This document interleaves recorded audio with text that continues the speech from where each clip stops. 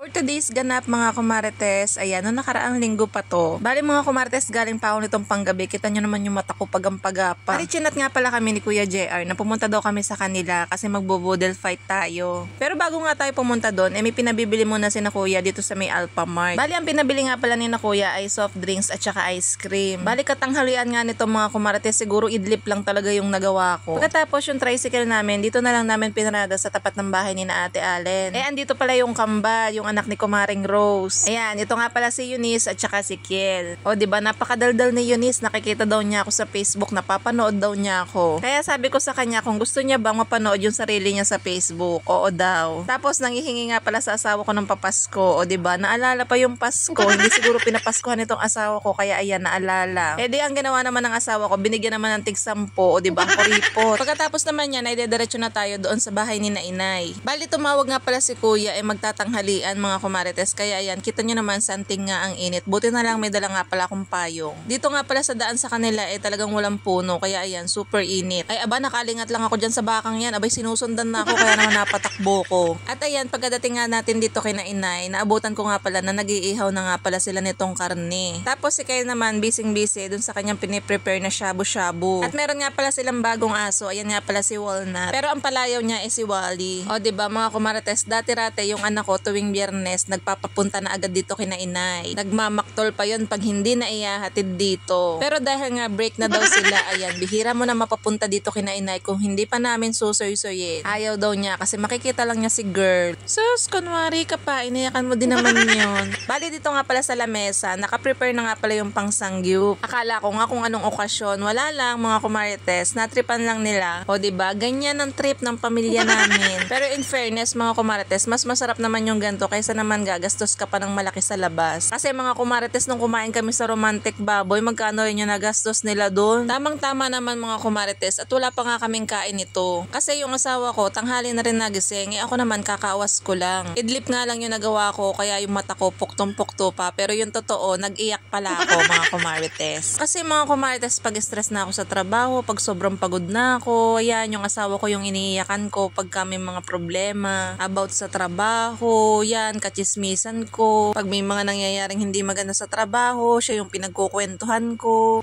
Nung time na yun, sobrang pagod na pagod ako. Kaya yun, for the emotional ang person. Kaya for the comfort ang husband. Ay aba, ibang comfort ang ginawa. Sinisi pa ako, bakit daw kasi ako pumasok pa, dapat inamahinga na lang daw ako sa bahay. Kesa naman ako ang may stress sa kanya sa pagpapauwi dahil galing siyang inuman, wag na lang, pumasok na lang ako. Bali, ayan mga kumarites, pine-prepare na pala ni Kyle yung ating pang shabu-shabu. O diba, yung asawa ni Ineng, napaka-perfect chef talaga. Hangang-hanga nga ako sa mga niluluto niyan Hindi ko kilala pero lahat masarap ang niluluto niyan. First time ko nga pala makakakain yan ha mga kumarites. Hindi talaga kasi kami kumakain masyado sa labas. O diba, ang galing. Meron na tayong shabu-shabu sa bahay lang. Nakikita ko nga lang pala yan sa mga vlog pero ngayon, for the first time, nakakita ko ng personal na shabu-shabu. Syempre, ang last nilagyan niya ng itlog. At in fairness mga kumarites, ito nga pala yung una kong kinain at naubos ko agad. Masarap din pala yung mga toppings niyan. Parang ano siya, kikiam, squid ball, ganun. At ayan, naghayin na nga dito sa dahon ng saging. Si tatay nga pala yung kumuha ng dahon ng saging. Bali, boodle fight ito na may halong sangyup. Bali, dito sa kabilang side na andito yung pang sangyup. At syempre, yung mga proud Pilipino, dun tayo sa gitna. Syempre, kanin is life. Nasa magkabilang side pala yung ibang lahi.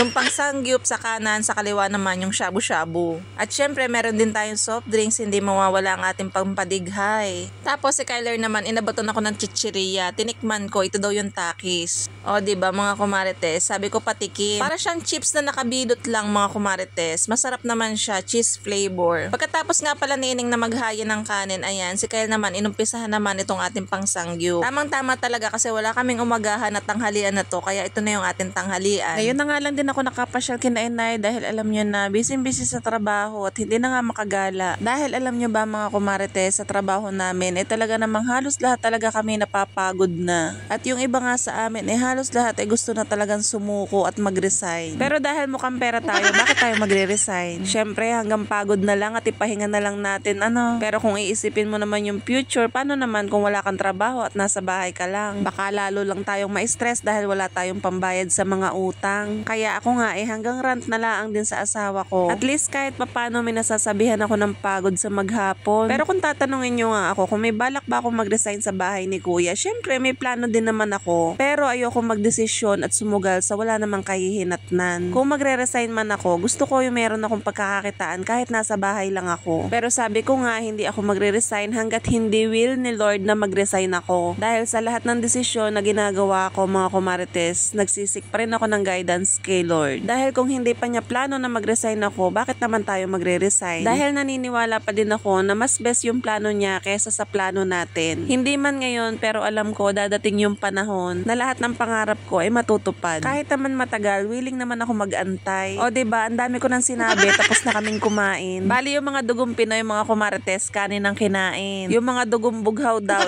sangyup ang kinain. Charis.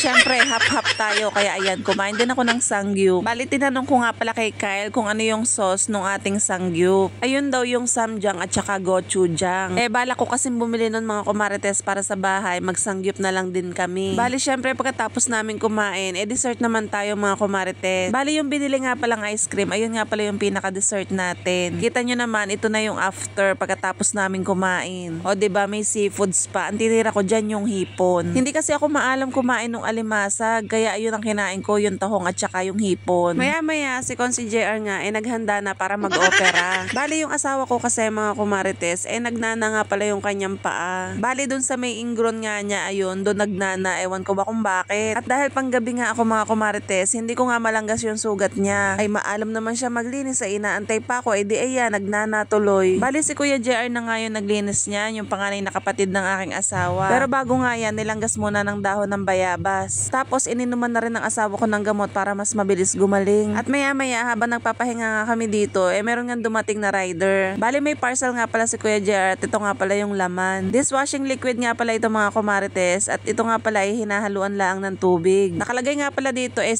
liters. Parang ito din yung binibili ko mga kumarites, ihahalo lang siya sa tubig tapos hahaluin. Pagkatapos noon marami ka na magagawang dishwashing liquid mga kumarites. Bali ayun nga, nung nabuksan nga si Ining na nga yung naghalo dito sa malaking timba. Yung tatlong sachet nga pala mga kumarites, parang nilahat nga pala ni Ining dito sa malaking timba. Ako kasi mga kumarites, kalahating timba lang yung ginagamit ko kasi 6 liters lang naman yung ino-order ko lagi. At dahil 3 pack nga ito, ayan, ganito kadami yung tubig. Hahaluin lang yan mga kumarites. Aantayin nyo lang na ma-dissolve yung mga inilagay dyan. At habang patagal nga ng patagal na hinahalo yan, lalapot yan ng ganito mga kumarites. At ayan, pagkatapos yan, pwede na natin yan takpan. Tatakpan nyo lang siya para yung mga bula-bula sa ibabaw matanggal. At pagkatapos nga nun, pwede nyo na siyang gamitin. Bali mga kumarites, yung asawa ko nga pala ay nagyakag ng umuwi. Mag-aalas 4 na nga ata to ng hapon. Kaya ayan, kung titingnan nyo, hindi na masyadong mainit. Tapos na medyo malayo na kami, biglang tumawag si Kyler. At ayan, nagpapaalam nga ang bata. Tapos trip na trip talaga ako ng bakang are. Ay kada dadaan ako, sinusundan ako. Kaya ayan, napatakbo tuloy ako. Hindi naman ako nakikiuso sa trend. Ayan, ay napajogging tuloy nang wala sa oras. O siya mga kumarites, hanggang dito na lang. See you next vlog.